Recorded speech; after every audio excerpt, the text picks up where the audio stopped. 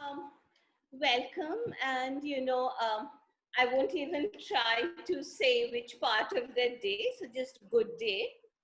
I think most of us know each other, particularly people who are going to speak today. We've all collaborated at some point or the other. We've been friends, we've been part of various projects, but just very quickly so that, because there are people from our different groups, our different collaborations and friends. Well, Ellen Diamond is at Rutgers University. She's been a long-term collaborator at the Feminist Research Working Group. A lot of our students who are here were very keen to come in today because we just finished a course where we did a very thorough reading from word one to the last word of Unmaking Mimesis. So, Ellen, I think the questions to you would go on.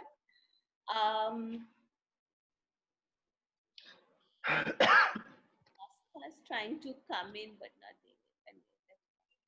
Okay, and we have Lisa Fitzpatrick. She's in the Creative Arts Department at the University of Ulster. She's now the convener of the Feminist Research Working Group along with Indu. Oh, I'm sorry, I didn't put on the recording. Just give me a minute.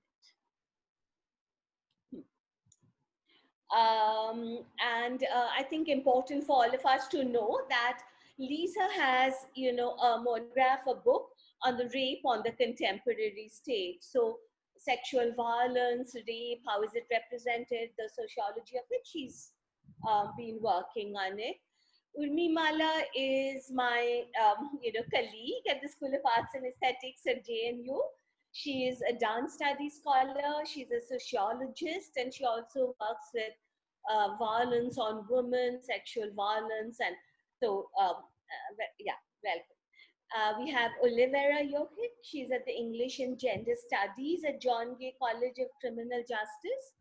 She's worked a lot in gender. Anuradha Kapoor, and we know Anu as, one of the major feminist directors in India. So Anu's here, and her play Dark Things, which we circulated.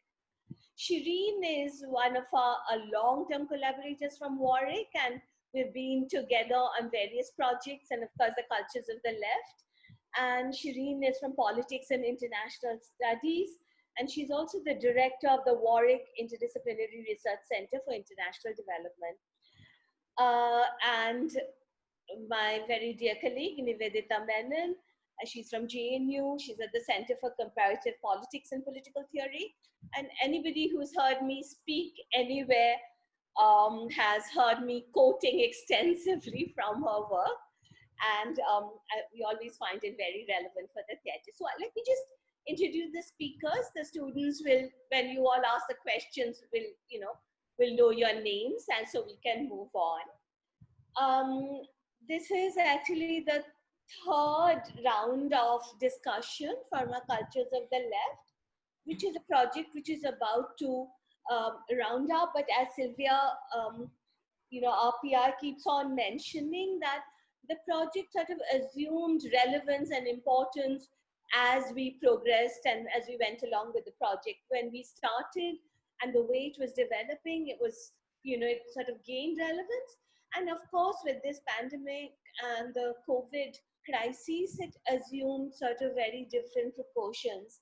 So, because it brought in a lot of issues of the left, like social welfare, healthcare, but today's discussion really, we wanted to sort of focus on the issues of women, gender, the larger intersecting inequalities which exist in the power structures and the patriarchal oppression and are coming out in various forms. So that's how, we are here today. And I was thinking, if the same way we sort of introduce the speakers, if each of the speakers sort of present for 5 minutes, we've, I think, read and seen most of the videos. And then we can have a second round with each of you sort of responding to each other. And then Sylvia, Amelia, Malarika, Amit, the sort of respondents sort of can make short presentations. Students, please send questions to Malarika. she will put them together and she will sort of, raise the questions and we can have a last final round. Does that sound okay? But let it be free flowing, and whoever feels, how you want to change the order or anything, most welcome. And it's not so formal. Yeah? So, shall we go on to speaker views? And Ellen, you'll take over.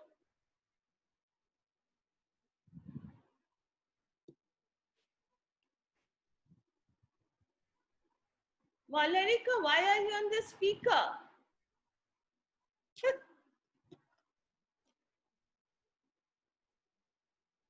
Now, all right. Now I'm here. Okay. Beg your pardon.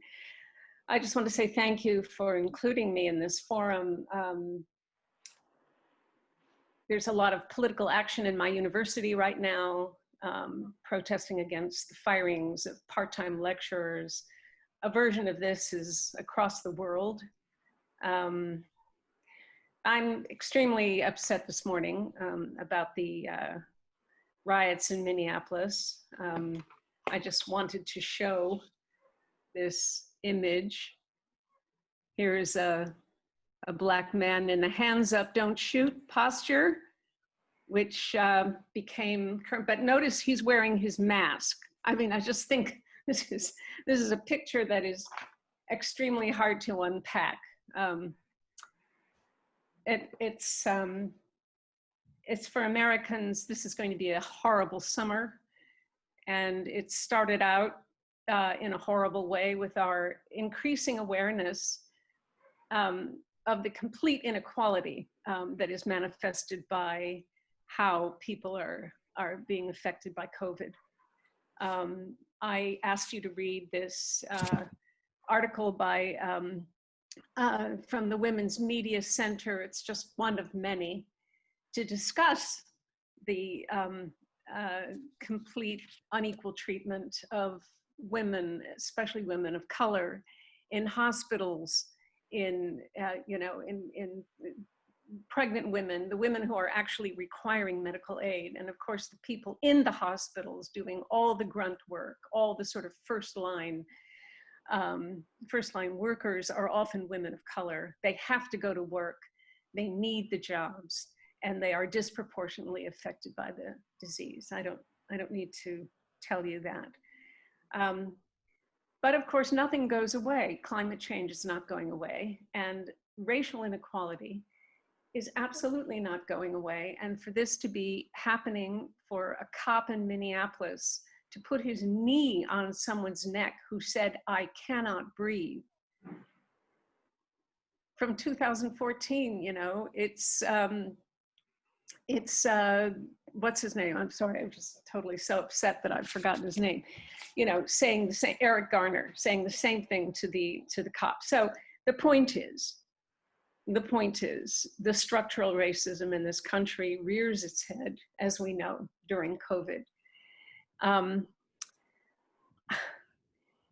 And I don't know, this man who is wearing his mask, who is doing his civic duty, right, by protecting himself and others from his potential infection. Nevertheless, with his hands up, vulnerable, is just so appalling. There was an article in the Times today about state violence, that we are nowhere free of this. Pia, I haven't been watching the time, so I have what, 3 more minutes? We'll let you know. There's time. Okay. So, and simply on the question of race, I want to say that it was an enormous step forward that Joe Biden started to use the phrase structural racism. I mean, this is something that's been banned from American political discourse. Nobody would dream of ever saying this word inside government entities, whether state entities or federal entities. So for Joe Biden to learn the phrase structural racism, maybe someone will teach him what it actually means. That's a step forward. That truly is a step forward. And as the woman in the Times today said, the fact that there were so many white people protesting in Minneapolis suggests that this intersectional violence, this intersectional racism leading to the violence that we're experiencing, both in the healthcare system and on the streets, is just so shocking. I just don't think people can process it completely. I certainly can't.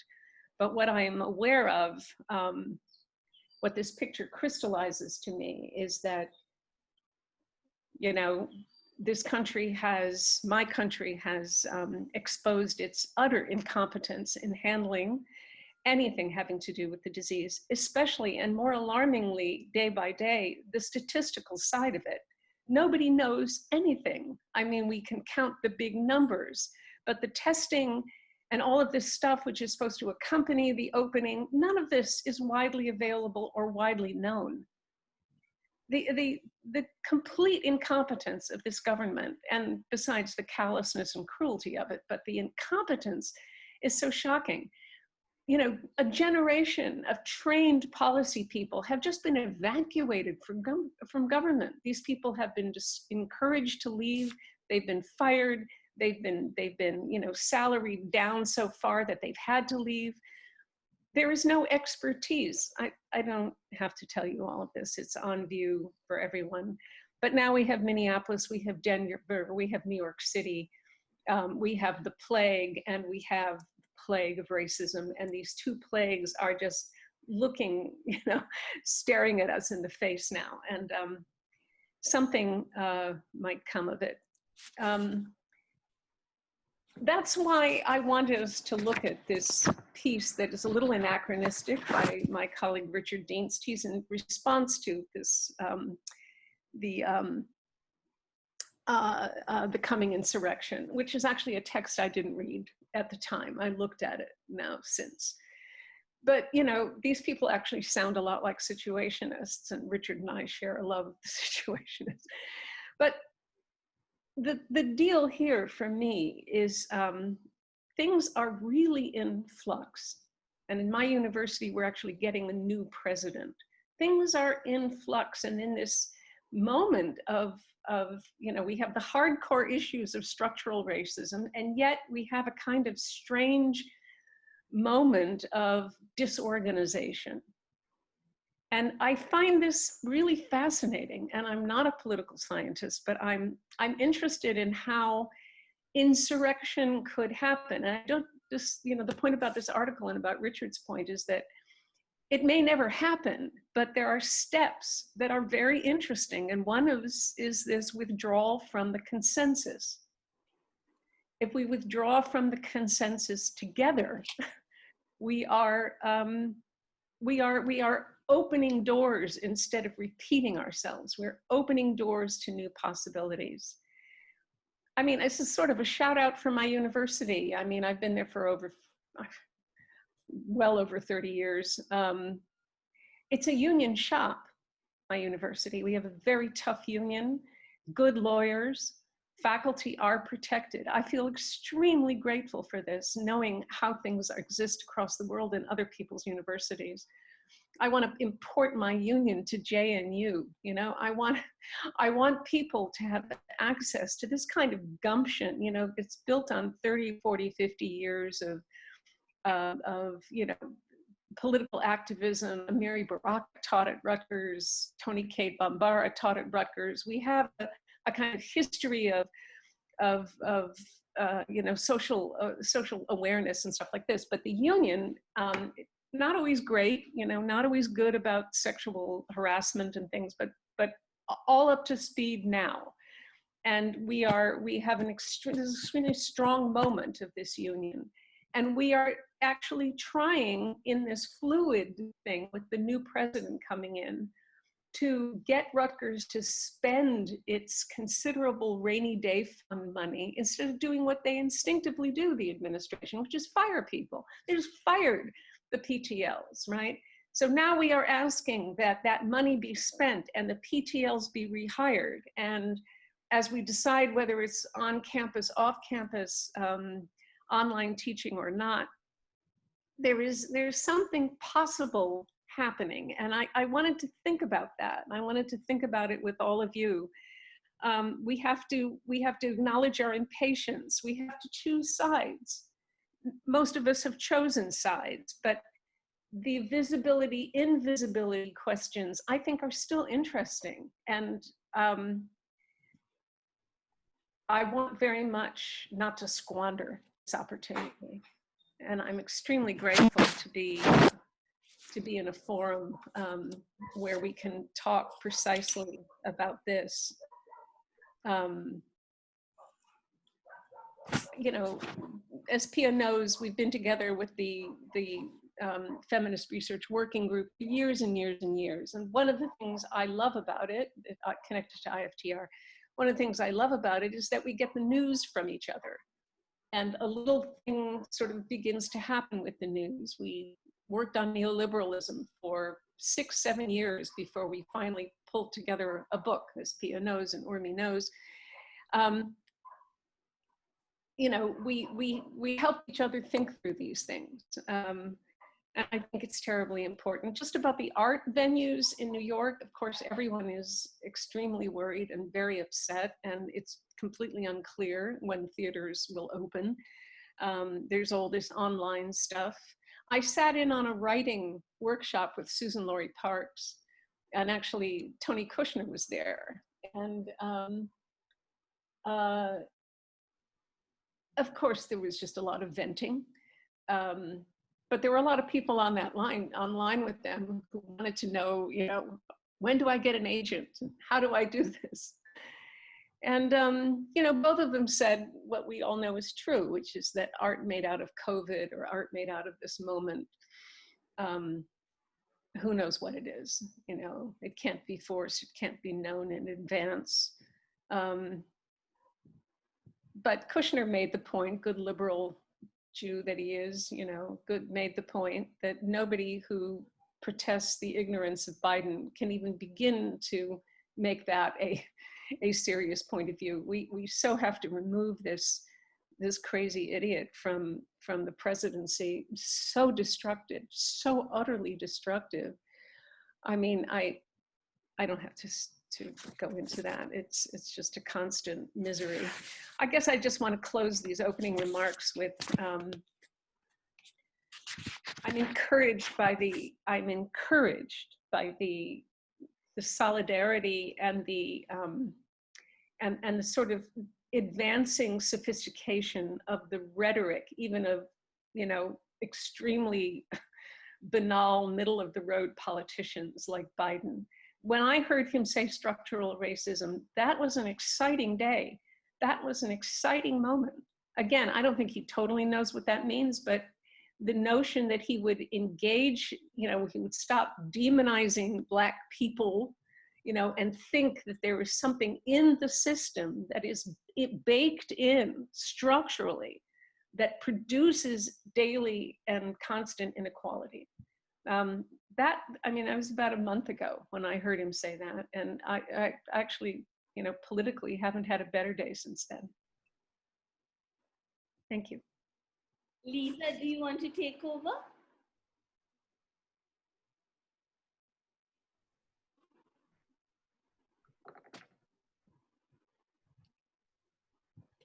Can you hear me? Okay, so thank you very much for. Oh, thanks. Can you hear me now? We opened up the way for you and the Feminist Research Working Group, so please take over, Lisa. Okay, thank you. And thank you very much for inviting me to take part in this today. It's wonderful to see everybody and also to hear from people. And I think, as Ellen says, one of the pleasures for me of the Feminist Research Working Group has always been the opportunity to share news and to talk about where we all are. And there are very many things in what Ellen said that echo with my own concerns at the moment, and I'm very interested to talk about those further as we go on.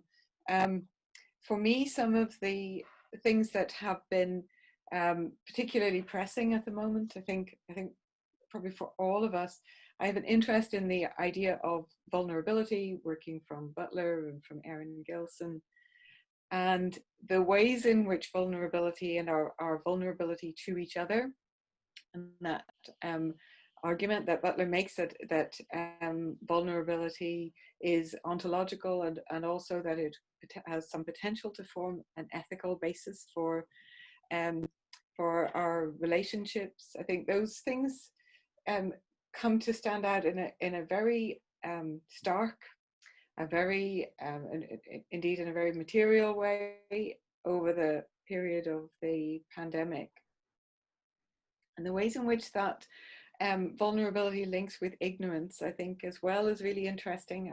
I'm thinking of the attempts by certain leaders like Bolsonaro, like the UK Prime Minister as well, to some extent, Johnson, to occupy a space of invulnerability to the virus, and the kind of ignorance, deliberate ignorance that underlies that, ignorance as a refusal to know rather than as a simple not knowing, but a deliberate turning away from knowledge and awareness. And I think we see this in the extraordinary adoption of "my body, my choice" as a slogan from anti-lockdown protesters in the UK and in the United States, adopting this feminist slogan and turning it to their own particular uses. And I think that that's something that's very interesting to unpack.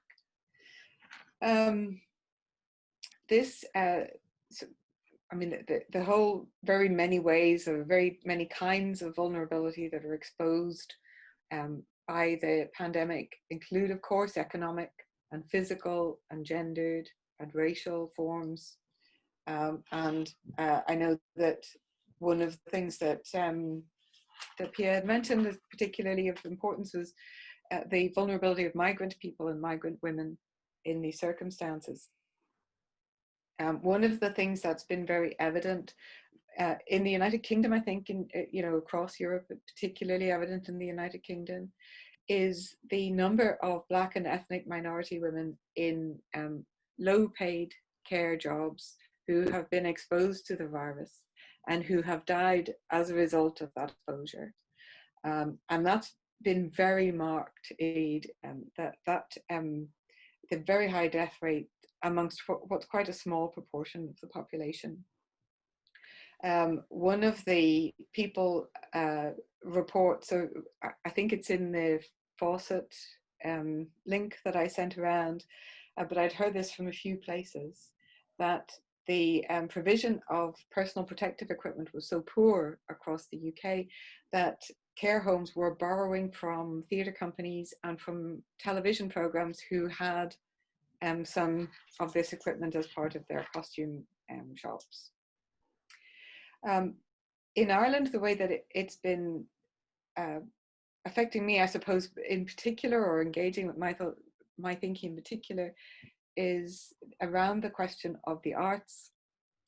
The theatres, of course, have closed, and we're not sure when they're going to reopen. We know that we are expected to teach online in the autumn, and that it will be at least autumn and possibly next year before the theatre spaces are allowed to open again. And of course, that creates huge economic problems, very often for women.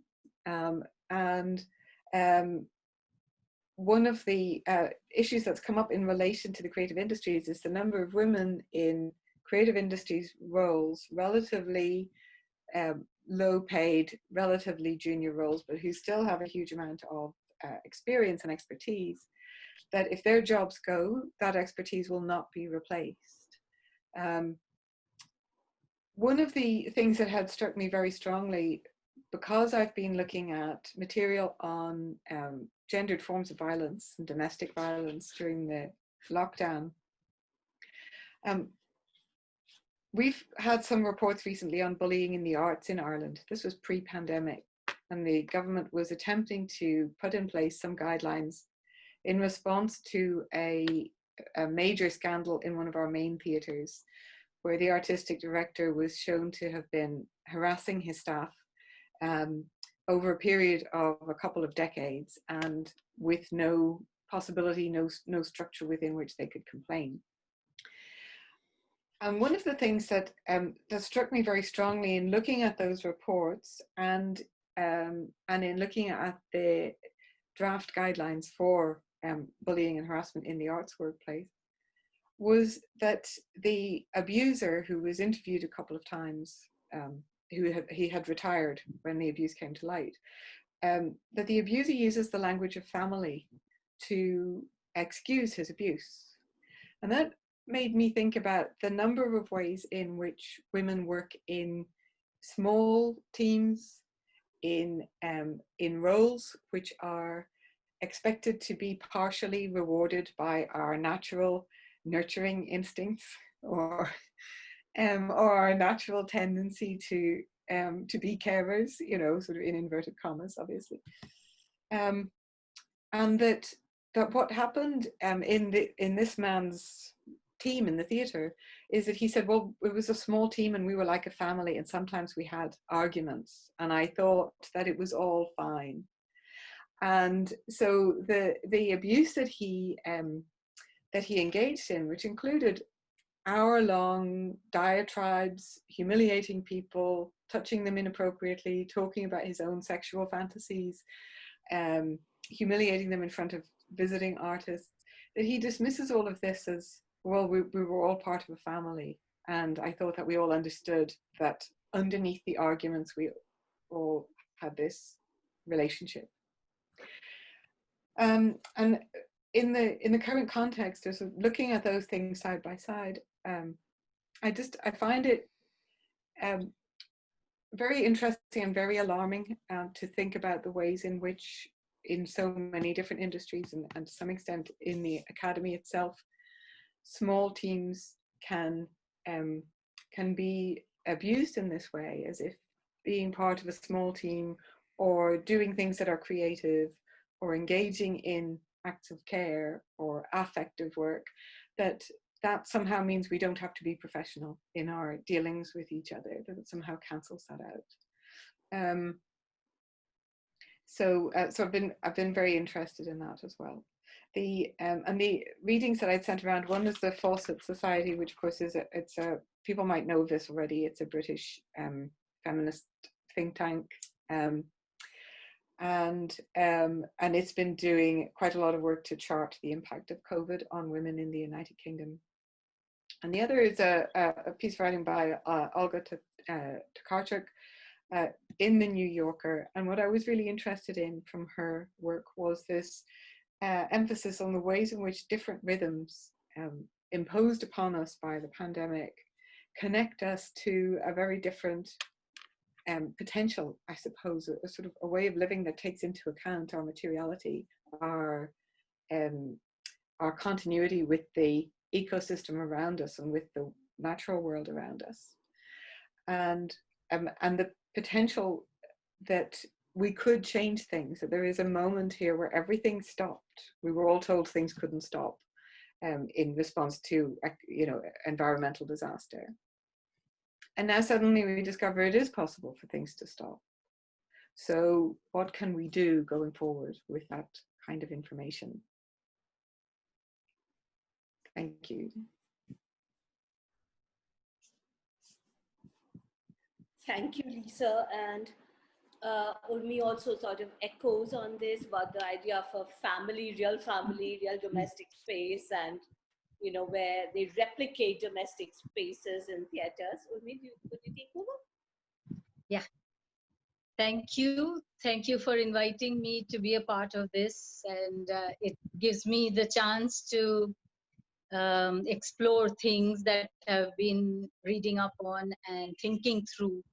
And it actually reflects on certain vulnerabilities that I have myself faced in life. And therefore, I question this idea of safety at home to begin with. So I think that, you know, at one point in my life, home was the most unsafe place. So I lived there with my husband and my son. Thankfully, it is no longer an unsafe place.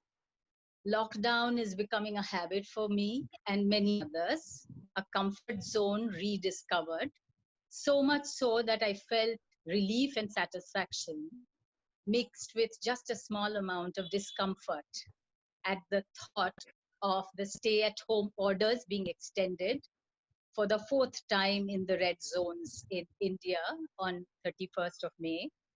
Not fourth time, sorry, fifth time. My home has become my heaven, my performance space, my classroom, my office for a part of the day, a safe space reoccupied. A particular line of thought has started troubling me. And I feel that, what if for many the home is a shared space inhabited by members of all genders, of all age? What if that home is not a safe space? Home is, in the time of COVID-19, means enforced confinement, as the significant increase in number of domestic and child abuse cases reported across the world are getting compiled, it becomes evident that conflict, violence, and overall increase in aggressiveness are again being justified as a fallout of frustration, more in male members than female, as usual. All such behavioral problems are being seen as a result of the family being still seen as the socializing tool that trains people to think in a way that justifies inequality and hierarchy. The lockdown has become the justification for a huge rise in domestic violence against women and girls.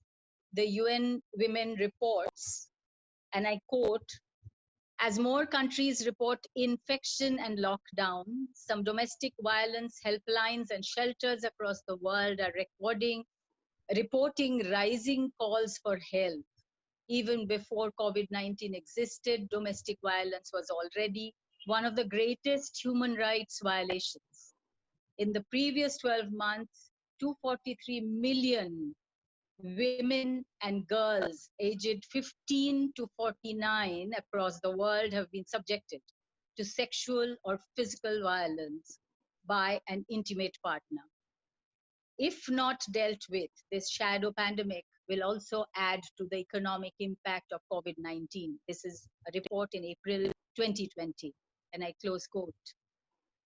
So I just wanted to talk about, this whole performative role of the women in as homemakers. They don't have to just be, but also perform this role. So, they have absorbed the anger and frustration created by work and exploitation in the men, as patriarchy has allowed the father a position at the top of the family hierarchy over wife, partner, and children. In the readings, often are explanations of how this has led to an extraordinarily high number of cases of misuse of power by physical and sexual abuse, usually kept hidden well under the carpet by the women and children themselves, that is, the victims themselves. Reassigning the performance of age-old roles and hierarchies as a default system of overall 24/7 enforced coexistence for all is what is bringing once again the justification of misuse of power, misogyny, tolerance, and boundaries of rights, including the rights to sexual, oppressive, controlling behavior and use of force. To see the progress made in recent years through laws, social and economic freedom, as well as developing consciousness of women's and children's rights, get undone as the families face renewed togetherness, actually makes a joke out of pictures and declarations of joyous family life on social media posts, nowadays celebrating marriage anniversaries, ideal family holidays, pregnancies, and childbirth, etc., that now publicly frame the ideal togetherness. In reality, a culture of silence surrounds domestic violence. Women seldom speak about it unless it becomes unbearable. And what is unbearable, I don't really know yet. I mean, people extend or push that boundary every day. One of the myths prevalent about domestic violence is that it is greater among poorer section of the society. However, evidence shows that even rich and middle class women are not spared from it. The National Family Health Survey indicates that 30% of women in India in the age group of 15 to 49 have experienced physical violence. Since the age of 15, about 31% of married women have experienced physical, sexual, or emotional violence by their spouses. The lockdown has been a tough time for children as well, who have been facing physical, emotional, sexual abuse by being confined with their abusers in close quarters. Childline, that is 1098, the government helpline number, has received a large number of calls from children and teenagers in the city of Calcutta itself, seeking help during the lockdown period. This situation is therefore a sad reminder that patriarchy and misogyny are states of deep-rooted power politics and control mechanism, any questioning or even imagined defiance of which leads to escalated strife and violence. As the lockdown orders extend time and again, many women and children dread staying with the man in the family as they face the terror of being locked down in the most unsafe space on earth for them, a space called home, without means of escape, isolated from the mechanisms of support that can help them. Thank you. Thanks, Urmi. Olivera, do you want to take over? Sure. Hi.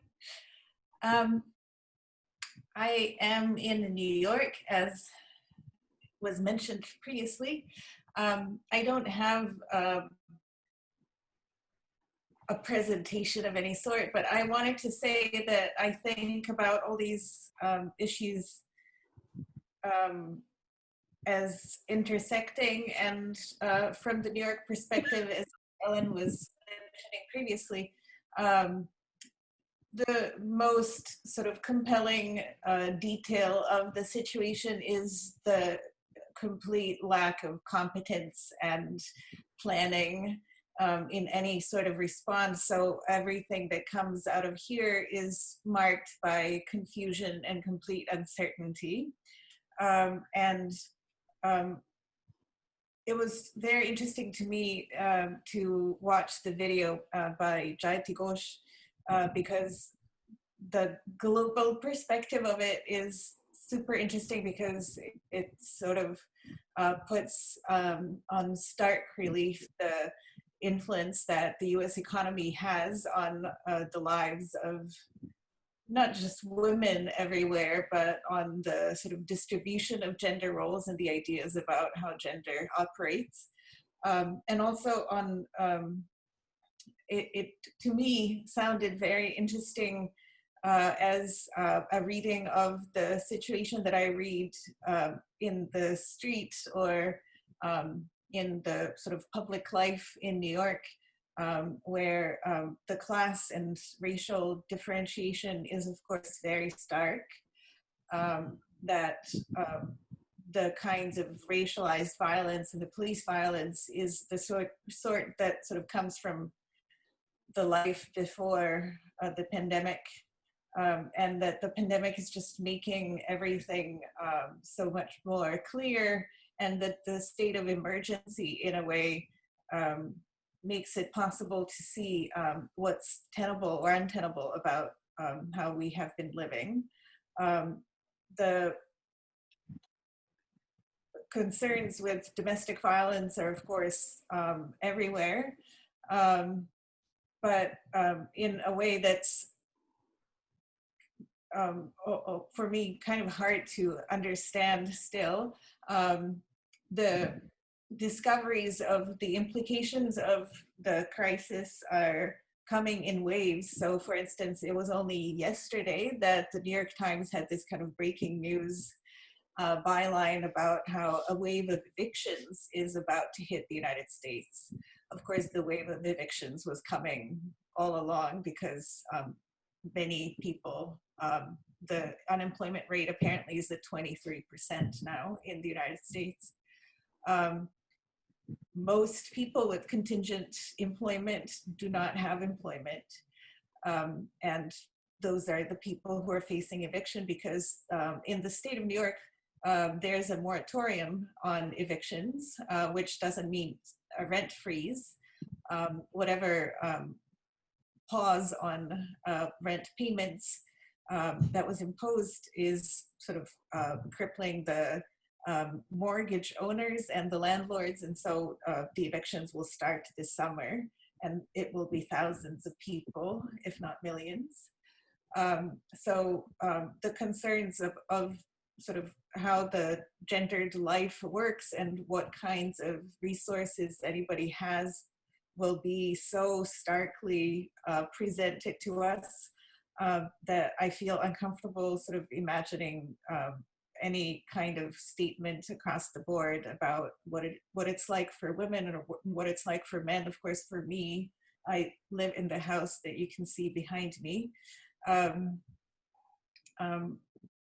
There's no clear danger for me. The domestic life for me is pretty nice, but it's impossible for me to imagine what anybody else is dealing with. The service workers that are still employed are in the supermarkets, for instance, predominantly women of color, working in sort of the exposed areas. The work has always been gendered. The physical labor in the back is mostly for men. All of this is immigrant labor. The supermarkets in outer boroughs of New York City have historically been a Dominican business. So it's all a very interesting sort of distribution of class and racialized politics of New York City. My students are also predominantly Hispanic. We are a Hispanic serving institution. They're immigrants. Their parents are immigrants for sure. So I'm hearing a lot about how the life at home is not necessarily always dangerous physically, but definitely impossible to sort of manage under the circumstances. So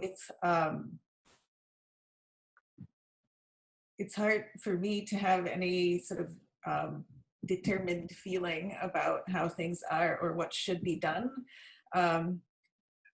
because a lot of our political instruments are unavailable, and we are waiting to see what is going to happen with the presidential election, which of course determines the tone of political life in the United States right now. In New York State, we were just all issued an invitation to apply for mail-in ballots, to request mail-in ballots. This is an unusual procedure here. In various other states, this is a common procedure.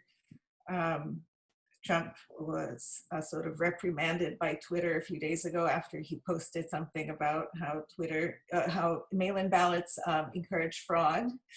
Then he issued an executive order sort of punishing social media companies in some way. It's unclear whether that's enforceable, they say in papers.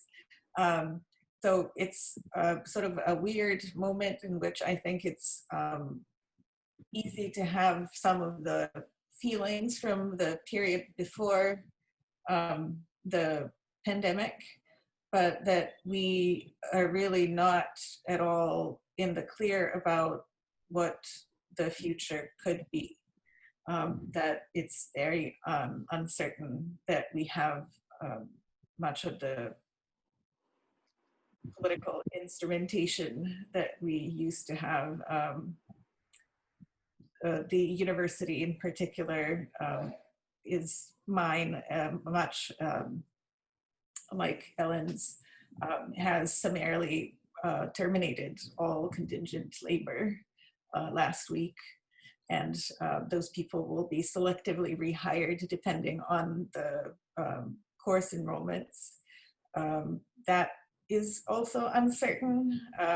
The chairs of departments have been asked to cut courses so that the university does not have to hire anyone additional. So we'll see how any of this pans out. I think it's sort of a terrifying prospect, but also a possibility to see what some of the quote unquote impossible solutions might turn out to be, that we might end up finding or might have to find some new forms of social collaboration and political action that we can't see for the moment. So that's it for me. Thank you. Anu, do you want to take over now? Because these four were actually speaking to each other in many ways, right? The idea of family, domestic violence, longing for a family, which was that Oliveira's piece she had circulated, and now we sort of where Ellen started with the manual and the key words, and now going into more sort of theater representation than actual politics, with Nivi and Shireen coming in. Shall we just move from Anu, Shireen and Nivi then finally, and then we can sort of do another round? Yeah. And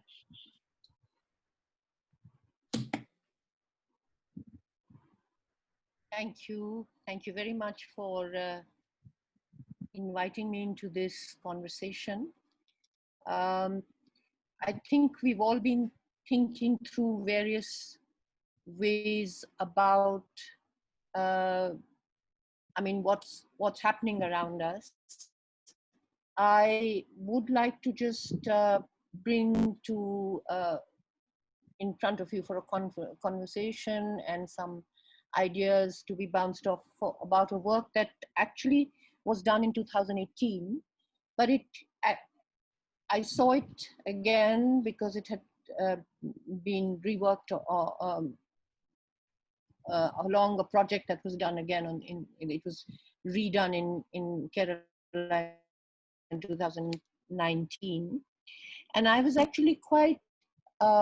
It struck me that some of the things that actually happened in that work resonate in a peculiar, rather uncanny way with what is happening around us.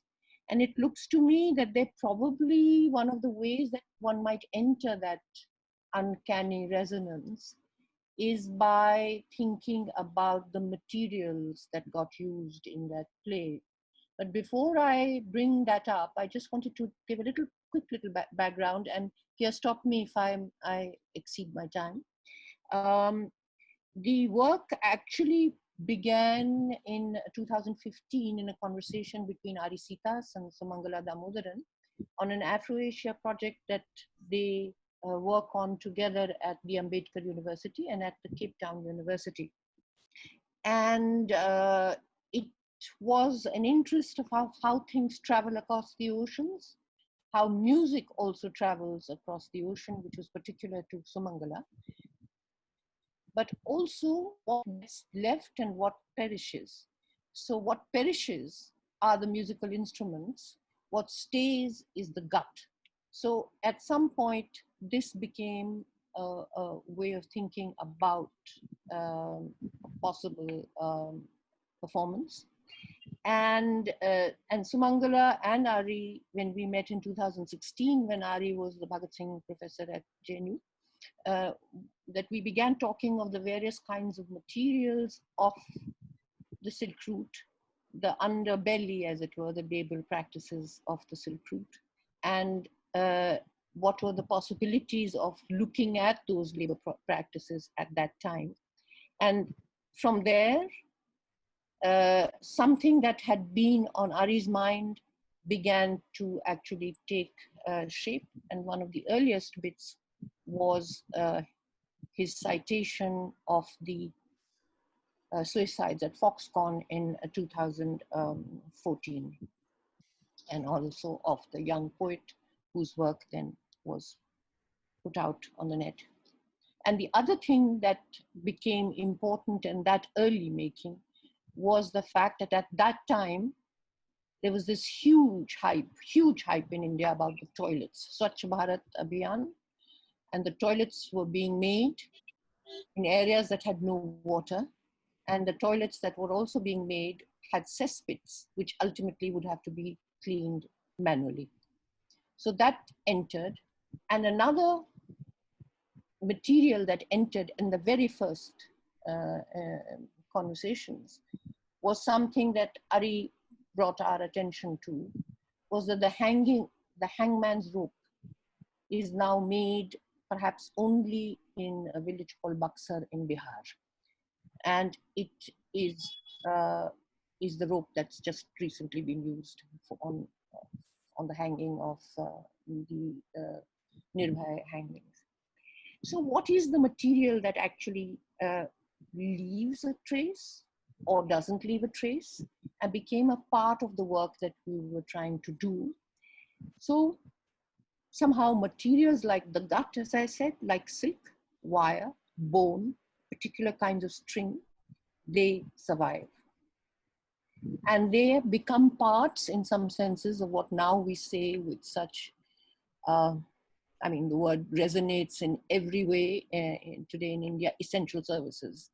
And that becomes part of that. What is that essential service that is being performed with this kind of material? By 2016 and then 2017, Ari had a very, very long draft of his text. And in 2017, we began to cull images of it. And here again, I want to use the word uncanny. Those images at that time were about migration, but they were also about long lines of migration, which is something that I think from what's happening in India, we will never forget. They were also about precarity in terms of what houses, what housing, what possibility of staying, or possibility of stopping, and they came in. The other thing that came in which when I looked at it, I was again struck by the fact that Ari was interested in hazmat suits, who wore them, who had the opportunity of saving themselves, who could not wear them, and in what condition they were worn. And in his text, the hazmat suit is worn by the bone collector, and she is collecting bones from an archaeological, as it were, site. And at the time that we performed it, there were different resonances. But now when it has been seen again, many friends of mine and students from Kashmir have said that it resonates as to what is collection, what is being collected, either as remnant or as residue, or even as a piece of memory. So in some senses, Ari, Sitas, Sumangala, myself and Deepan, we tried to put together stories body by body. And that was by also giving our students who were part of the musical theater option in AUD, a series of improvisations. And these improvisations were about land and space because we chose a parking lot in the AUD to perform. And all of them, in some senses, had to do with the images that Ari had put forward: leaving home, walking, departing, carrying what you think is necessary, and then having to leave it, perhaps at the border. And it seems to me quite, when I remember, the students did an improvisation where they crossed the border and they were hosed down with water. and on their bodies were their names. It wasn't an improvisation that we used, but it's something that I'm reminded of. And I want to just say that obviously there are certain aspects to the world we live in that actually materially transform and can be thought of as an embodied sense. What was interesting to me was that almost all students, and so many of us, have actually had the experience of departing and leaving, and from the stories of our parents, our grandparents, and partitions. But none of the students, obviously, would have some of that. But the notion of a border and what you can't cross was very clear in the working of the piece, just as scavenging as a life, as a possibility that lives in the society, that lives under the belly of the city, was part. So in some senses, I think what we now see, and I want to sort of offer to you as part of the thinking, is the nature of the bareness of life, the precarity of walking, of staying, of quarantine, and of what we might call infection, and the way that we may keep ourselves safe, and the nature that we think is safe. All these questions are something that I'd like to offer as a thought. And lastly, that I want to offer a certain sort of concern that both the studio and the classroom, for a person like me whose work has been in the studio almost all her life, an easy transition, which seems to be very much a part of the idea of a drama school or a practice-orientated institution, even if it's a small practice, is as if we'll be able to translate it. So it becomes a kind of credentializing space where you do 3 videos and you work in your isolation and you're not able to assemble, to touch, to communicate. And yet we are at a stage where an institution that I was connected with for years is immediately thinking of translating that. So now you might have an acting course which will have 2,000 people, and it will run and it will get its fees.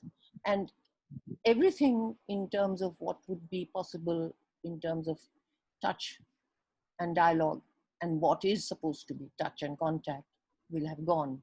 So I'm afraid I'm speaking from a completely different tenor, but I offer this as something that I would be very, very happy to hear from all of you. Thank you. Thank you, Anu. Shireen, do you want to come in?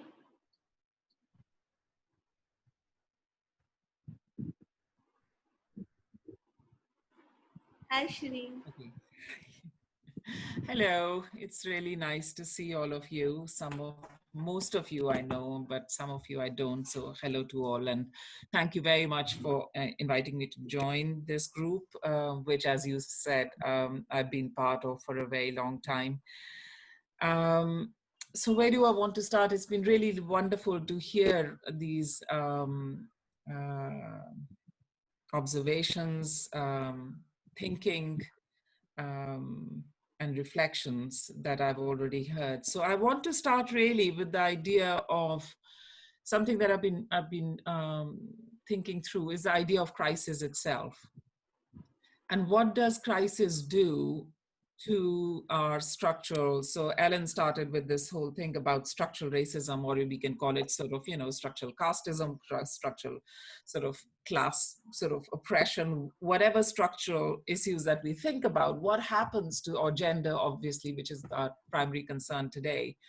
So what happens to structural inequalities in times of crisis? What work does crisis do in order to reframe these structural inequalities, to maybe make them more visible or less visible, maybe to generate a new space or close off spaces of reflection about these. So that's the one thing that I've been sort of thinking about. And this is not new at all. I mean, what I need to say is that this has been something that has been, feminists have been thinking about this for a very long time. Because for most, in any sort of crisis, what you also then think of or see happening is that a hierarchy of needs is set up, right? What is that we need to focus on now? Our resources are limited. We need to have a pushback against, and this could be colonialism, so nationalist struggles, socialism as opposed to nationalism. It could be socialism as opposed to any feminist kind of demands for equality. It could be, of course, economic crises, as we saw in 2008, where the thing is to get the economy rolling back rather than sort of, so crisis is, I think, something interesting to look at because it harnesses the concepts and feelings and affect of urgency. That it has to be, we don't have time, so we have to make choices, and choices then end up sort of, being hierarchized in this way as to what is needed most, and therefore we should put all our limited resources in addressing that. And of course, in doing that, we also have erasures, right? The fact that we have this awful event happening in the US, there's a sense of immunity that is like, people are looking elsewhere. They're not looking at racism right now. They're looking at COVID and nothing else but. It could be about casteism and sort of caste oppression. It could be about domestic violence and all the rest that we have been talking about. So in a way, I think it says something. It does some work in the way in which crisis is mobilized. And of course, again, sort of, I mean, good old Naomi Klein talked about the shock doctrine many years ago.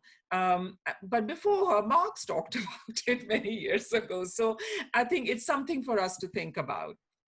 The second thing, and that's why I sent you the very brief piece, which is making a lot of rounds right now amongst the feminist political economy groups, at least, is the question of recognition, right? So if it is like, does crisis change what we recognize to be important and what we don't?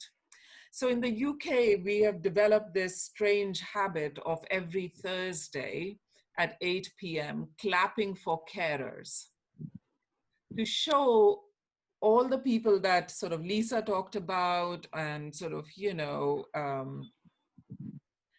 Ellen talked about and Urmi talked about, people who care, who are the nurses and sort of doctors in our hospitals, or our care workers in care homes in the Western world anyways, a lot of them, or I don't know what the equivalent would be other than nurses and doctors in hospitals in India, domestic workers. And we stand outside with our sort of, we either started by clapping and now it's like you take your pots and pans and you sort of recognize. So there's a sense of recognition about the work that they do. But in that hierarchy of needs, are we thinking about the recognition of the nature of work, the feminized nature of work, the nature of caring itself, and the consequences of not sort of recognizing the importance of caring in society, because we don't care really. I mean, the feminization of labor means that care work is seen as naturalized and therefore one of the least well paid. These people are sort of risking their lives every day, but at the same time, they are paid like basically the minimum wage in these old people home here. So what is it that we are recognizing? So that's the sort of, question about recognition in times of crisis. What forms does it take? What affect does we want to produce? And what are the short-term performances that make us feel better about sort of certain kinds of recognition, or sort of, and And then we move on, sort of, without challenging a different kind of recognition, which is actually what is it that we are doing as a society to recognize this work. The third point I just wanted to make was of representation. So I was really interested in hearing about, well, Ellen started with unions. And just like in the US, the same, I think, is true in the UK. I mean, my university, most universities in the UK have got now a hiring freeze. They have got no promotions, no sort of, increase in wages. But at the same time, I mean, these are for people who actually have jobs, right? People are being furloughed. So if you can't do your work by staying at home, like most of us academics, then you just get 80. The government is giving 80% of the wages to the organizations, which is causing problems. But it is at least some sort of a network, sort of safety net. Sorry, but what about the people who are losing their jobs? So the GTAs, we are being told that GTAs are not sort of going to be replaced for next year. We have to do much more work. We have to teach, put our research on hold. If teaching gets in the way, well, so be it. All sorts of things. So in terms of representation of our interests, the our being, a much more dissected and segmented interest than it was before the crisis. What kind of representation do we need then? We need, of course, strengthened unions. We need union work, but we also need sort of a much more intersectional analysis, which would allow us to say, what this we is and how do we actually think about the different groups that we want to represent in this context. Fourth point, I've got only one more left after this, which is market versus the state, right? So several colleagues just now talked about the idea of change. And now one of the things that has been fascinating, at least in the UK, I don't know whether it's the same in India or not, is that because we've had such a long run here of market-led economy, and especially, since Thatcher, sort of, there's this whole pushback against the state. All of a sudden, people are kind of crawling out and saying, hey, see how important the state is. The market cannot function just by itself. Market needs the state to support it. Think about the furlough scheme. Think about the way in which the state is supporting hospitals, et cetera, So isn't that great? Because we will never be able to go back again to seeing the market as the solution, because we have seen it doesn't work. In that context, I think, for me, the question is really, if we take structural inequalities seriously in capitalism, then can we really say that this, firstly, the state is in itself implicated deeply in the maintenance of capitalism, right? So let's not get above ourselves. But secondly, how is this going to work post-crisis? And that's why, again, I come back to the fact that the crisis, the idea of crisis is so important here. UBI and UBS have been the two things that have come up in a big way in terms of universal basic income and universal basic services, so that the state may be going forward in terms of change. We could think about that if you want to stabilize some of the elements of this change that we are seeing, but which is fragile and liminal, so it might not last. Could we be thinking about that? And a lot of political economists like myself are interested in this. And the final thing that people are getting very optimistic about in terms of change is the green economy. I sit in my garden, as some of you have sat there with me at another time, and I hear so many more birds.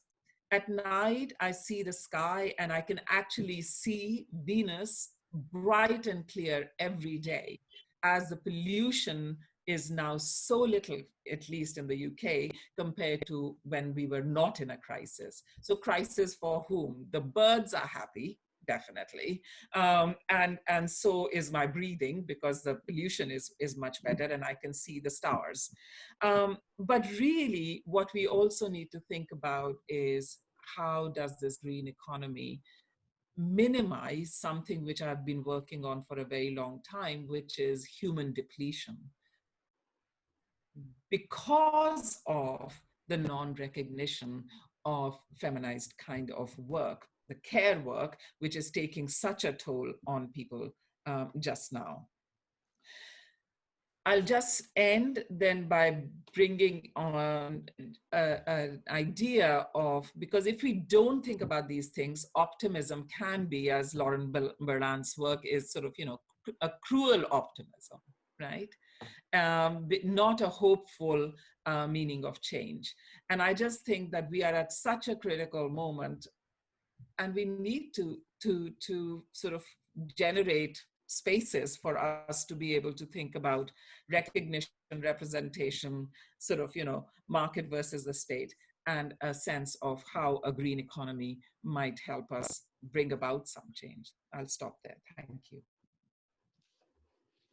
Thank you so much, Shireen. Nivi, do you want to come in? Nivi, do you want to come in? Yeah, I'm trying to can you hear me? Yeah, clear. Can people hear me? Okay. Yeah, very good. Hi. Yes, thank you so much for inviting me to be with all of you. And again, as Shireen said, some of you I know, some of you are in the same city as me, and we haven't met in absolutely ages. And there are some people who I'm meeting for the first time or seeing for the first time. So good evening from here. I thought I'd make 3 points. You did say 5 minutes, but everyone has taken 10 minutes. Yeah. So everybody. So take 10 minutes, so no problem. Yes, so I might take 10 minutes as well. So I'll make 3 points, I thought, and we can make the connections later. And I think some of that will resonate with what other people have said. So the first point has to do, I think it's striking that every single one of us has spoken about the non-COVID part of the system in a way, right? I mean, it's because what COVID has exposed, as one of those memes doing the round says, what COVID didn't break the system, COVID exposed a broken system, right? So each one of us is talking, actually, each one of us has talked about issues that COVID has simply exposed. So in India, what we see since 2014 is a Hindu supremacist government. And in 2019 May, this Hindu supremacist government comes back to power in an extremely dubious election victory. From that point onwards, for all practical purposes, India has been under a coup d'etat by the RSS, which is the Rashtriya Swayamsevak Sangh, which is the fountainhead of Hindu supremacist ideology. Under this coup d'etat, there have been 2 kinds of processes that were accelerated from May 2019. The Hindu supremacism, which is, of course, the key core ideology. And this was done through, partly through laws. For example, the abrogation of Article 370, which took away Kashmir's status and made Kashmir took away its status as a state. And Kashmir still remains under, a pre-COVID lockdown. In a way, with COVID, India entered the state in which Kashmir was. It's been under lockdown and heavily militarized. So there have been those kinds of things. But what is interesting is that Hindu supremacism is being put in place not just by formal laws, but by a capture of institutions by RSS ideology, so that the Supreme Court judgment on the Ram Temple, the court judgment on triple talaq, all of this comes together. And I came across this very interesting phrase in the context of Malaysia by Yasmin Tu. She calls it stealth theocracy. Now in India, one wouldn't, that is that how Malaysia, without changing the constitution, has become an Islamist state, without any kind of formal change, but through these varieties of other transformations. We cannot call it a theocracy in India because this is not about religion. It's about a political organization called the RSS. But this transformation by stealth is what we see in India as well. So there's Hindu supremacism, and the key legal transformation that we were dealing with just before COVID were the laws, was a law that is step 2 towards disenfranchising and dispossessing Muslims entirely. So there is a very clear Islamophobic thrust through the Citizenship Amendment Act. I won't go into the details of that, and many of you may have picked up on it, but India, the whole of India, but particularly a very powerful women-led, Muslim women-led protest against the CAA was ongoing when COVID actually happened. And because the CAA is going to essentially end up declaring large numbers of people, most of whom will be Muslims, as non-citizens. So that's one strand. The other strand we see is predatory capitalism. And we see that aspect that need not necessarily go along with Hindu supremacism. One could have a Hindu supremacism which in theory is not also predatory capitalist, but in this case, and especially since May 2019, they've come together in the most stark fashion. So you see predatory capitalism in, for example, things like, and the two come together, for example, once Kashmir's status is reduced to that of a union territory and it comes completely under the central government and the army and so on. What then happens is very rapidly permissions are given, committees meet and pass like hundreds of projects in 2 meetings, which will devastate, for example, forest land and hand over forest land for quote unquote development, which is essentially, private capitalist development. So we see that, and that aspect COVID exposed in the most dramatic, horrific, gut-wrenching way when the lockdown was declared overnight, and then the migrant worker, the figure of the migrant worker just emerged and became visible in the most horrific, heartbreaking ways. And I was struck by Anu saying that students in their improvisation had themselves being hosed down, and one of the well, some time after that, right? That would have been almost, I'm sure a year ago that improvisation would have happened. But in fact, there was such an image where migrant workers entering the state of Uttar Pradesh were hosed down with bleach. They're squatting on the ground and they're being hosed down with bleach. So the dehumanization of the migrant worker and the way in which the state completely washed its hands off, that is, the central government washed its hands off the migrant worker, and the coming into being of a massive civil society initiatives, as well as non-BJP state government initiatives to handle this situation is part of it, but that will be my third point. But so the first point is about how the state Indian government, but I think you can see echoes of this, for example, in China. So what the lockdown has enabled is a huge authoritarianism, which was already in the making and already functioning, but you now have the legitimacy. So China, you can see the protests in Hong Kong. China's trying to introduce some of its long withheld anti-democratic measures in Hong Kong. Similarly in India, and you see elements of it all over the world. So that's one point, what's happening in India and how the state has the figure of the Muslim and the figure of the migrant. So the Muslim and the migrant are the key figures that in the Indian political landscape give us a very clear idea of where this government is headed and where it intends to go. And as far as capitalism and predatory capitalism is concerned, the migrant workers are now being treated as if they are some kind of non-human resources. So the way nature has been treated by capitalism, that is the way the labor is being treated. So that, for example, they did issue a circular, central government issued a circular saying that workers will have to remain within the states where they are, they cannot go home, and they will have to work where we send them to work. But because there was such a huge protest, that circular was withdrawn. The state of Uttar Pradesh said that other states will have to take the Uttar Pradesh government's permission to take their migrant labor. So the migrant labor is being treated by the state as if, and by capitalists, as if they are resources like coal and steel and so on, coal and iron and so on. So there's that, and along with that, so that's the kind of the low end of of predatory capitalism. That is the complete the low in the sense of the most powerless, where you treat labor as if it is something that you own literally. But at the high end is data capital, and there is this app which has been developed by supposedly by a government body, but Bill Gates has been extremely congratulatory and has sent or tweeted or emailed or whatever, however Bill Gates corresponds with the Prime Minister of this country. He has conveyed that this is a fantastic app. It's called the Arogya Setu app, and it is being made absolutely compulsory, mandatory.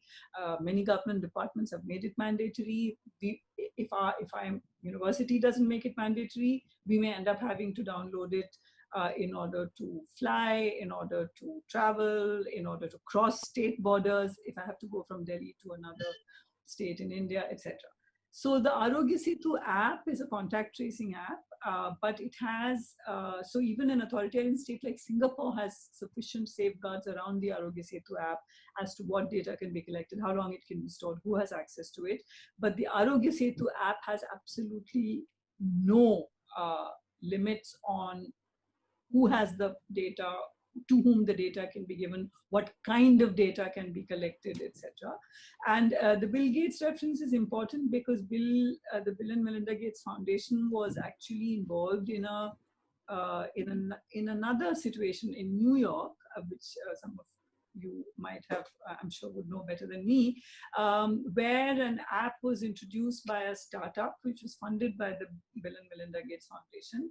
And that app was going to collect data from students when they were going to do the standardized school tests. And because of these kinds of huge privacy concerns, the startup in fact had to shut down, and that app was not used.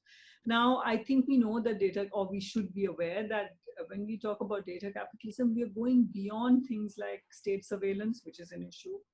And we're going beyond that, or data leaks and so on. We are going beyond that to say that there is a way in which this is a new form of capitalism, which emerged in the 1990s with startups, where our desire is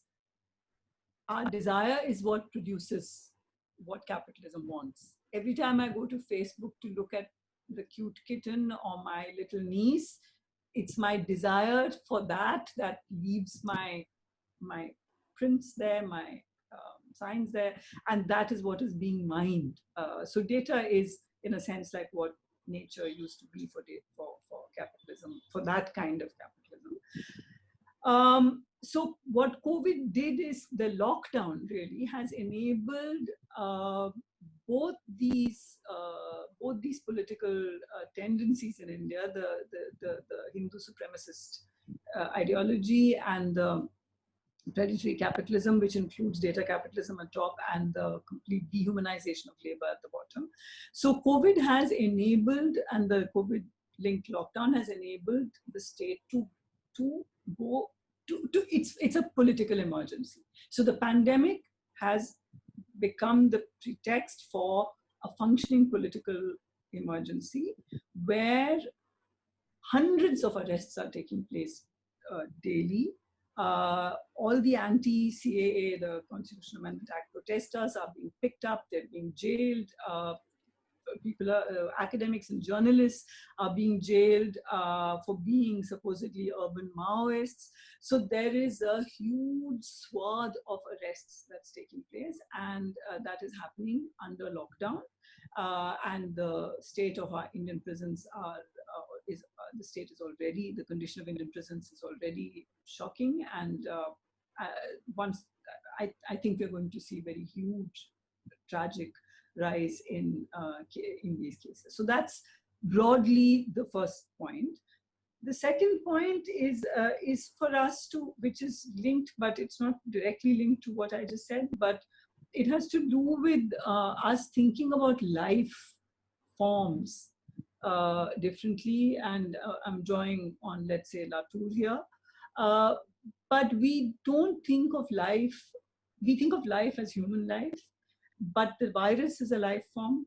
The locust is a life form, as you know, in India. I don't know how many of you know, but there are locust swarms now sweeping across North India, devastating crops. So we tend to think of ourselves as life forms, and we don't think of the agency of the virus to survive, for example, the agency of the locust to survive. What does the virus do to reproduce itself? What does it do to keep surviving? What is impetus? How does it function? And obviously all that has to do with the ways in which capitalism has expanded and pushed its tentacles into spaces where into further and further reaches of nature, where the connections between humans and animals and the ways in which viruses travel and all of that has been made possible by human intervention. So in that sense, it's very much the Anthropocene element of it. But I think if we start thinking about all these as life forms with their own agency, I think we would have to, and I now move to the third part of it, we would really have to think way beyond capitalism. And I do think that the UBI and so on are absolutely crucial, what Shireen mentioned. But that can only be for people like us, for feminists, for anti-capitalists. Something like the UBI is actually, as you will see, everyone is pretty much agreeable to the UBI now, because that's the only way in which capitalism can survive right now. There has to be a basis. I think you'll agree also with this, that there has to be a basic level of consumption for capitalism to survive. So UBI is something that at least the Western states might, the earlier capitalist states might well be ready to give. But we need to think in terms of degrowth. And you know, there's a big degrowth movement. There was a statement by degrowth economists. We need to think in terms of stepping right back from the ways in which we have lived. Now, how? I mean, obviously, in a small, intervention like this, obviously one cannot even touch the tip of it. But it's not as if people are not writing about it. There are, I think, and so I would like to end this part of my intervention with recognizing the fluorescence of creative thinking across the world on how we are to live now. How are we to be in solidarity with one another? How are we to, and I think the ways in which the state has stepped back has actually made it possible, or has created the space where ordinary people have stepped up. So in India, for example, it's very clear, all information available shows that the 90% of the looking after of the stranded migrant workers and their food and so on has been done by the middle class, by middle class support, both financially and actual volunteerism. So all of that can actually take off into something else, and in a way that also draws from the anti-CAA protests. And I think this is a worldwide phenomenon that ordinary people have stepped up to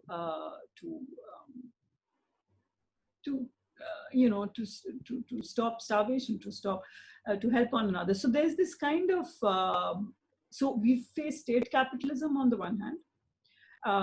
We see some elements of state socialism in some states of India, but also in, let's say, New Zealand. We see or smaller states like you do see state socialism, but you also see mutual aid networks developing, and an increasing sense that we have to completely transform the globe. And I think that kind of anti-capitalist push is here now. So I'd like to end on that. Thank you very much. This has been so diverse that I'm not even going to try and sum up the main points. It's, you know, it's just impossible to sum up the way it has gone.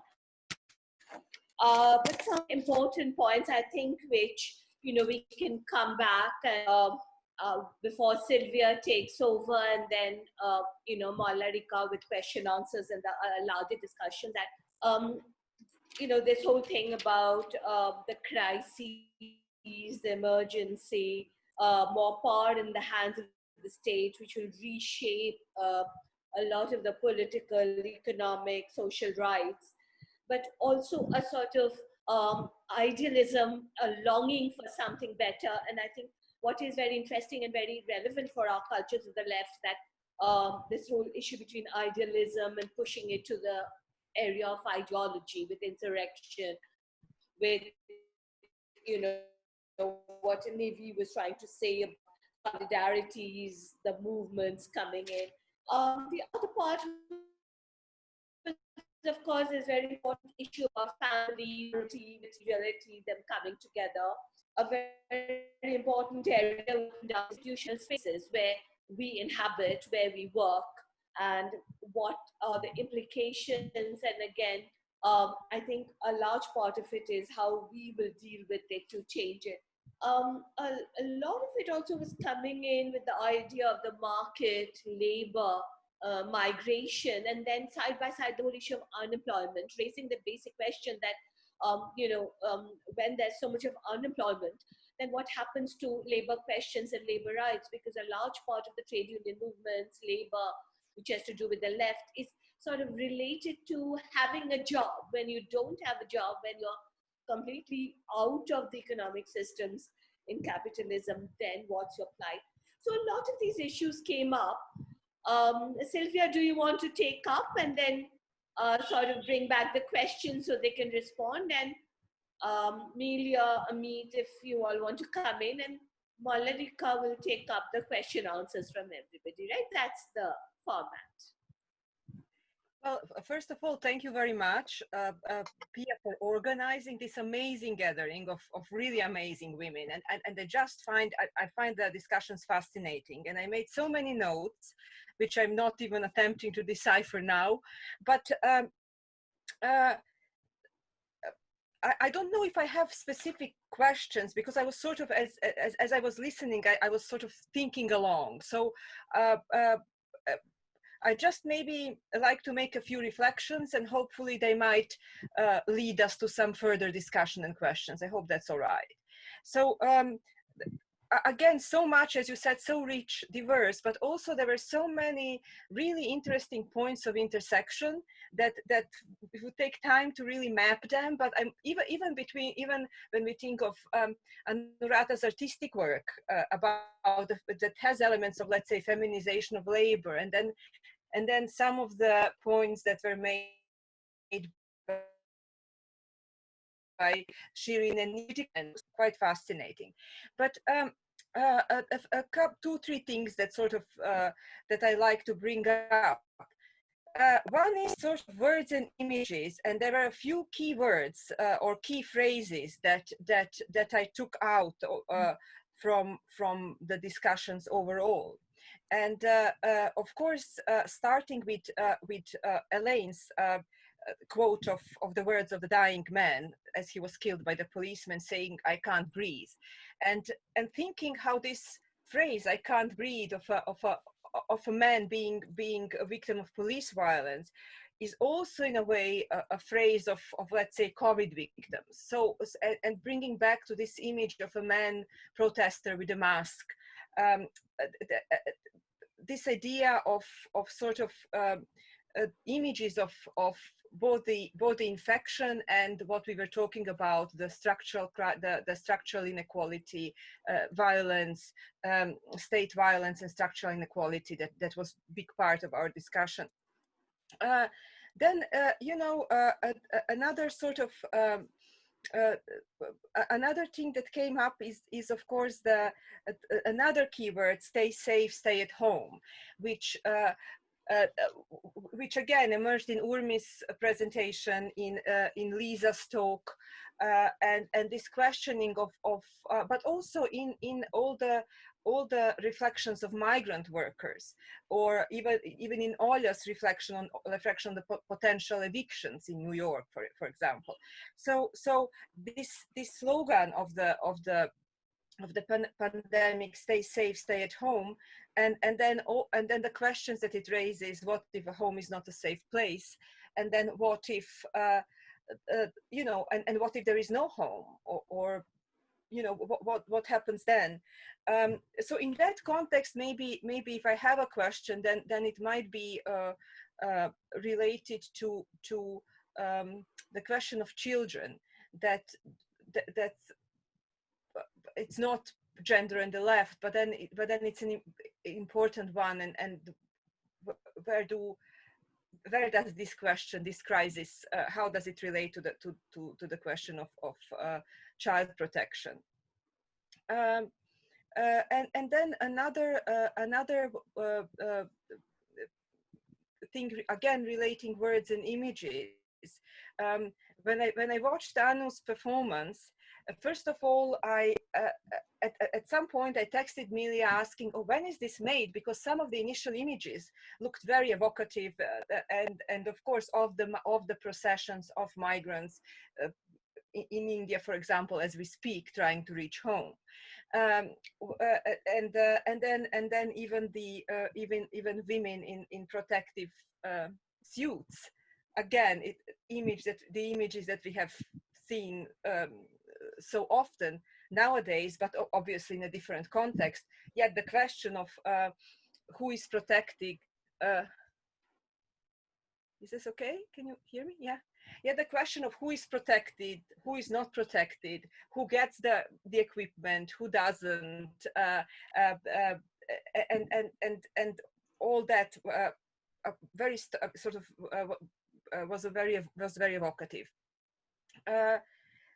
So again, this question of protection, space, domestic space as safe, unsafe, and then I found some of Lisa's points really fascinating. As, for example, the point about using the sort of domesticity, using family as a way of justifying, normalizing a form of abuse or violence. So all this, I think there is a fascinating mapping or overlapping of things. And then finally, again from Lisa's talk, the borrowed language, my body, my choice, and we have seen this kind of appropriation, not only in the COVID context, but even within the Cultures of the Left project. I think quite a few of you, I remember Urmi's talk at one point, and I think Pia, you and Amit as well reflected on that. That sort of appropriation of the vocabulary, iconography of the left by the far right, by populists. So again, we see a form of appropriation from a feminist discourse in something that becomes co-opted. So that's another sort of reflection / question that would be worth, as Lisa said, very, very much worth unpacking. And then the last point, so there are this sort of how these words and images connect, and of course, thinking of Anu's piece, there is so much in the imagery of her piece, and then in the imagery, in this initial image that Elaine showed us, and some of the things we brought up that's so poignant, and I think might bring us to further questions. But then finally, I'd like to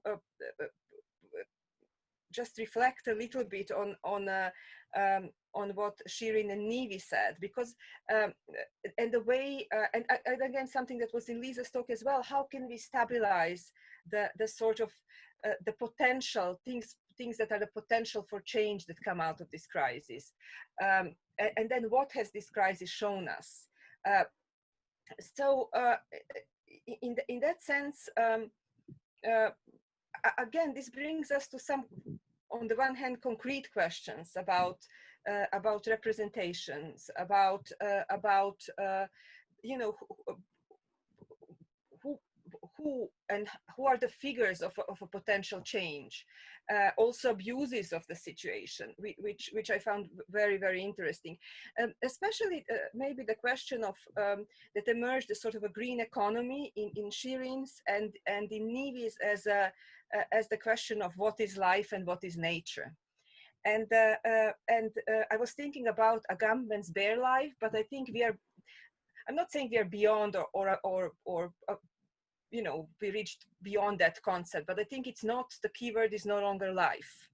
And yes, the virus is form of life as much as the birds. I'm not saying that we need to protect the virus, but you know, it's really, I see that it's a really interesting, but then on the other hand, how some figures have been not turned into bare life, but really turned into what Nivi said, almost some kind of a natural disaster on the same level as the virus or as the locust infestation, like the migrant worker or the Muslim in India, or a black African American in the US, for example. So I think this sort of question, philosophically, but also even on a more practical level, this question of life and nature and what is treated as life and as nature, which again translates into some of the images that we have seen again from Anno's performance when they are being hosed, right? It resonated with what Nivi has reminded us of. We had this, I think most of us have seen the images of people, of migrant workers in India trying to reach home and being kind of disinfected at a border crossing from one state to another. So again, it's humans, but treated as if they were the virus, or as if they were insects, or as if, so all these sort of trajectories and transitions and intersections I find really fascinating. So I'll stop here. So would any of you like to respond? Nivi, do you want to respond? Nivi, Shireen, Ellen? Can I just add one thing? Is that okay? Yeah? Yeah, sure. So I'm going to come into, yeah. So I just want to add, I actually like the way Sylvia brought what everyone said together. And I think that was extremely useful, in fact. But I wanted to add something which I was talking to Pia about it yesterday. And she said, you must bring this up tomorrow. So I'm bringing it up. I didn't know quite how to fit it in with my presentation. But I think one of the points that Agamben, and Sylvia mentioned Agamben, has made, and he was the first one to make it in quite that way, it was not taken very well, is that the lockdown has essentially meant, you know, a huge amount of legitimate power in the hands of the state. And we saw how that can feed into racism, it can feed into Islamophobia, whatever. Now, just one paradoxical situation that I want to place before you, I'm not quite sure how to fit it in, either into my presentation or everybody else's, is that one of the things that occurred to me when mask wearing became mandatory in more and more parts of the world, I remember saying to someone, so let's see what France makes of this now. Because France has had, as we all know, a ban on the niqab or the face veil for some time now, very punitive with fines and so on. And as I was thinking it, I realized gradually it was just a thought that passed through my mind. And I now realize that in France, if you don't wear the COVID mask, you are fined. But if you wear a niqab, you're fined anyway. The niqab is still illegal, but legally everybody has to cover their face the way in which a devout Muslim woman does. So that is a paradox you might like to think about, that what is this kind of secularism which mandates compulsorily that you should cover your face, but another system of thought that also mandates that you should cover your face. That is not legal, this is legal. So today a Muslim woman who is protected from COVID virus by a niqab is illegal. But if she goes out without a niqab and without a COVID mask, she's still illegal. So I just thought we might think about Anybody else want to comment? I wanted to say a thing related to what Nivedita was just describing, this paradoxical situation. So a similar thing is happening in New York because covering your face with a piece of fabric used to be sort of a gangster thing to do in Brooklyn, where it's now okay to wear a bandana over your face because the official regulation does not require you to wear a manufactured mask, because I think the assumption is not everybody would be able to afford one. So any piece of fabric that covers your nose and your mouth counts as face covering, and that way you can be allowed into a store. And there's, of course, a whole new emergent culture of people showing up in what 20 years ago would be getting you arrested or beaten down by the police. But I also wanted to brag about the mask that I got online. There's a company in Canada that produces keffiyeh masks, and you can get a black one and a red one. So that's what I wear. It's like this. You can wear a keffiyeh like a Palestinian terrorist, or you can buy an industrial looking mask. So there's a whole new sort of fashion / political statement to be made with your mask now. All kinds of, I live in what's historically been a Black neighborhood in Brooklyn. So there's a lot of Africanist statements being made in public life. I live close to Prospect Park. The police in New York has been encouraged to arrest people who don't comply with the rules. When they looked at statistics after a week, it turned out that 80% of people who were being arrested were Black. So they're sort of scaling down their interventions now because it's unclear that any of the old bad rules that were ostensibly taken away, like stop and frisk, that the rules have actually been changed. It's just that the COVID pandemic introduces a new rule on which to enforce racial segregation and police intervention. I also wanted to apologize. I have to leave at noon, which is in 7 minutes here, because I have another meeting. But I wanted to thank you very much for including me. It was lovely to see everyone and meet everyone and hear from everyone. So I'll stay around for another 7 minutes and then I'll try to leave. So Malarika, do you want to come in with your comments and the questions which have come in, and then maybe everybody can speak? Ellen, you wanted to say something? And Urmi, I think, has her hand up.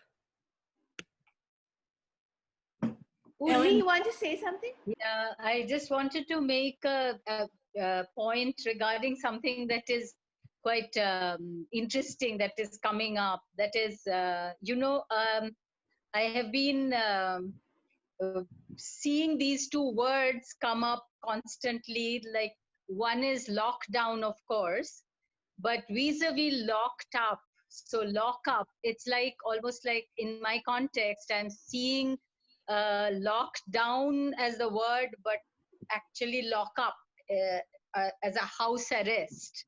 It's almost like for some people, especially dancers, I mean, Pia and I have been talking about this, that, with all welfare state support system being taken away, and dancers in a boxed up situation within their homes with no way of performing. So singing is possible, but dancing is almost nearly impossible unless you have very high tech cameras and stuff. So actually it's a kind of arrested situation. Dancers are going through huge crisis, and it's almost like home is now this, this between safe place and house arrest, between lockdown and lock up. there are these kinds of peculiarities emerging. That's what I just wanted to say. Ellen? To quickly Ellen. comment. Yes, thank you. Just, yeah, this has been a wonderful discussion, and I'm very grateful, Shirin, for that laying out of what's been going on, because my deeply emotional response at the outset is, of course, the affect of crisis. The crisis opens up and crisis closes down. This is truly, I think, even though I used to feel this way about the Vietnam War, and I feel this way constantly in relation to Black Lives Matter, here we do have it. And we have the forces of predation working, whether it's police violence or capitalist predation. I mean, I can assure you, as you all know, that, you know, in Boris Johnson's cabinet and Donald Trump's cabinet and your Prime Minister Modi, people are at work thinking about how they can eliminate this and eliminate that and move us into a period of just outrageous austerity. So crisis erases, crisis makes available. So it erases the real systemic inequalities, it erases the vulnerable, it erases so many things. It allows that kind of erasure to happen. And what does it open up? It opens up the sense of a complete revisioning of how we want to live. This is something that we all know as academics, the language spillage, you know, the terrible sentimentalizing. I just find that the clapping for care workers, you know, I mean, I'm glad it gives people something to do, but, you know, they don't have equipment. We clap for them, they don't have equipment. We clap for the women, they die in extraordinary numbers. The sentimentalizing always comes in a situation like this, and I'm very glad to have that marked and flagged for us to, you know, for us to respond to. The family and vulnerability, I'm always, you know, extremely glad to be reminded of this. Nobody takes care of these issues in a serious way except the various parts of the bureaucracy that try to concern themselves with alleviating domestic abuse and child abuse. In a lockdown, nobody's manning the phones. Nobody is there listening. And so what this has shown is that, as we know, the absolute, how saturated our society is with this abuse. And in America, of course, everyone has a gun. So when you have a gun, the partner of, what was her name, you know, just the EMT worker who was shot 8 times, Tremora, can't remember. Anyway, you know, the boyfriend fired the warning shot, and that allowed the cops to just execute them. 20 shots were fired on 2 people, and she was unarmed. But this is what happens in this country because, you know, the ideology of violence is protected as a kind of, you know, emotional as well as legal right. I'm interested in this, how we want to live. I mean, that's where we're going. And that's, again, what I was trying to gesture towards with using my colleague's piece. You know, insurrection has this kind of old-fashioned, wonderful, wonderful power to it. But the much more difficult question is thinking through how we stabilize what's good. Is stabilize the word we had? I think that's a very interesting word. It has to be a kind of stabilization that is not a reification, right? It has to be a stabilization that's deeply connected to both the daily concerns and the larger intellectual and ideological struggles that have been the whole part of our professional and political lives. always good to look at these things, locked up versus locked down. That's the language, and that's the language that the critique that begins conversation, and the conversation that will, you know, help us refigure what we want this to be. Unfortunately, the market versus the state, I mean, that was the kind of ecstatic commentary in the United States at the beginning. But very soon, look what the state is doing. I mean, it's drowning in these disgusting political battles that amount to nothing, and people are suffering. I mean, the beautiful thing to me about the image I showed, the guy with the mask and the hands up. So the gesture was, by this time, a classic gesture. It's only 6 years old, but it's a classic gesture of both helplessness and defiance. Helplessness and defiance, you know, he's embodying that. And at the time of the plague, right? So the mask is how he obeys the law and how he defies the law. Paradox. As Marx knew, as Brecht knew, we, as feminist theorists know, we are living always in the grip of paradox, and it's our job to articulate it. I'm very grateful for everybody's beautiful articulations of this issue.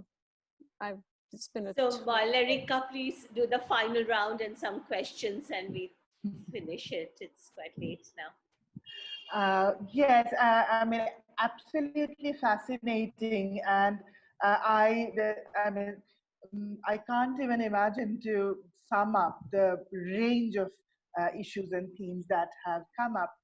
Only what I can say that first, I must say that watching the dark things, I mean, Anuradha, it's you know, how could you be so prophetic in making that performance, and Arisitas and Deepan and all of Sumangala, all of coming together, and just as the performance opened and the lines of leaving home sign, you know, that column of people emerged, that kind of really the uncanny resonance is at one point it really felt that, well, does art really predict in the way certain accidents may follow? But kind of borrowing from the discussions that we have been privileged to listen today, two things which really are now on my mind. One is that particularly with this question of the lock-up, lockdown, quarantine, and all sorts of the terminologies that are floating around, what I was also thinking in terms of the way it complicates the divide between the private and the public, and as we proceed from understanding home as a safe and unsafe space at the same time, because of course when one thinks about the rising domestic violence, it is definitely the unsafe space. And also when we see the migrant workers in millions trying to reach home so desperately. So yes, as Eileen was saying right now, that the paradox and how this paradox is is implicated in the way we are experiencing the crisis from our various different vantage points. And the second question, or rather, the second point which I was thinking as I was listening to all of you and reading the fascinating ones that were circulated, that how do we start, or restart thinking about the question of labor? Because as Nivedita pointed out, that the way the state, at least in the Indian context, has really, I don't know whether, probably we should call it, that the human resource, we thought that was one way of policy word which was floating around, but also that the naturalization, the way the coal and the minerals are treated and the human labor is being treated, the human resource has really become dehumanized, and how do we treat those questions is something which is which I think is quite at the basic foundational ways in which the crisis gets mobilized, and how we harness the manners in which we respond to them. And I am just trying to think about how do we approach it from the perspective of ethics and ethicality, because I would just like to end by my response to this wonderful discussion is that the image, or rather short video, which has gone in India, that in Uttar Pradesh, in a station platform, a dead migrant mother is lying, and her toddler doesn't know that mother has passed away, and she is trying to play with the dead body of her mother. Now the question that, of course, the terrifying image is something which we need to wrap our head around, make effective responses and the political responses as well, but also probably that pushes us towards the ethical framing of the intersections of gender, labor, childhood, and migrant labor in many ways in which, and the state responds to that. So I would like to end my response, and all I can say is that how can we start thinking about preparing ourselves for this new normal? So for the last time, Anu, Shireen, Lisa, would you just, Ellen, Nivi, if you want to just, Urmi, if you want to just say something and we wrap up. Anu, she just praised your prayer. And I'm really grateful to hear what you've just said, and all of you have actually responded to that work. And something that really struck me when you said that can theater making or art making at some point be prophetic. But I think what might be over here, something that we might think about, is what it can possibly do is that it breaks down making into such small bits, that if you think of a hazmat suit and then you think of the silk, then you think of the rope, and then you begin to think of who gets to make what. There's one hangman left in Buxar who knows how to make a rope now. And that comes in the news like, one craft. So I'm just saying that when perhaps one puts in material into the work, it begins to speak. And I think material was the concern of Ari when he started writing, and for all of us when we collaborated. And I think, in fact, it's the performance that's one part, but the material becomes prophetic, what you use on stage. And I'm really, really grateful, and I'm really happy that it spoke in ways to all of you. Thank you. Lisa, do you want to say something, and then Shireen can have the final words also as the kind of the major, unless anybody else wants to say.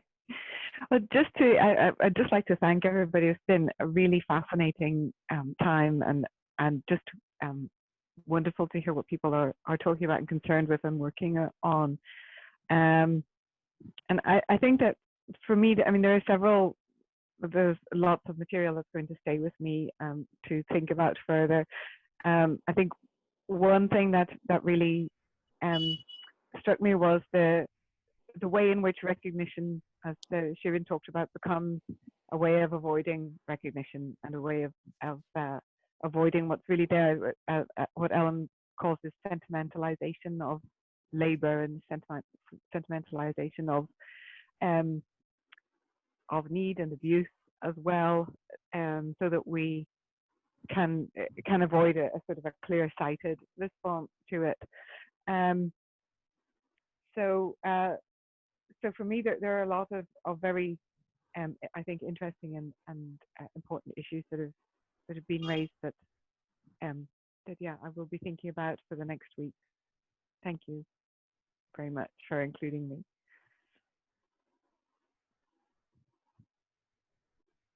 Shireen. Yeah, I mean, again, just to say thank you to you, really, to bring us with, you're such a force of nature. Nobody can stand in your way. And so thank you for that. I just wanted to basically pick up on what Anu was saying about, which I read as the unmaking of the material into some sort of a materiality, to understand the material in a different way. Because I was also reminded of, that image that Ellen showed us at the start. I'm thinking of the actual performance.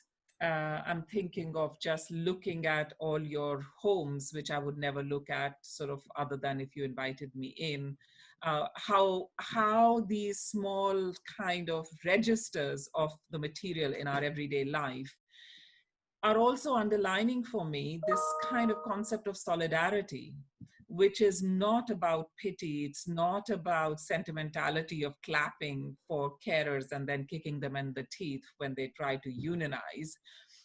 It is about crossing borders, and it is about a solidarity not of the powerful, but those who want to push back against those. And so I think that if I'm taking away anything from here, it is that, I mean, I started working on this concept of solidarity in the context of the 2008 crisis, and then somehow I got kind of sidetracked, and thinking about this, I was listening to all these wonderful people and thinking, I really need to get back to that, because that is the one thing that will take us through this crisis. And we will emerge out of it, not feeling totally helpless and totally vulnerable and totally kind of, like, here we go again, but hopefully make it through these conversations. But also in terms of what Nivi said, on the ground, what is happening, hopefully something will come out of it. So thank you very much. On this note, shall we say good night and thank you, or good morning? Yes, and good night. Yeah, and let's hope it's the beginning of many such conversations.